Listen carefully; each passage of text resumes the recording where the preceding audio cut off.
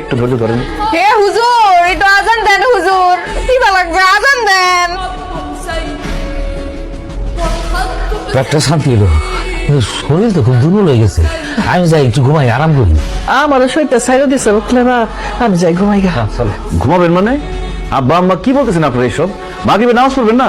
কি যে বলো জামাই, সারাদিন রোজা রাখছি, ইফতারি কইরা আমি দুর্বল হয়ে পড়ছি, এখন আমি নামাজ পড়তে পারবো না। আমার পক্ষে নামাজ পড়া সম্ভব না, আমার কিন্তু রেস্ট নিতে হবে, আরাম করতে হবে। আব্বা, রোজায় হচ্ছে 1 ফরজ আর নামাজে হচ্ছে 17 ফরজ।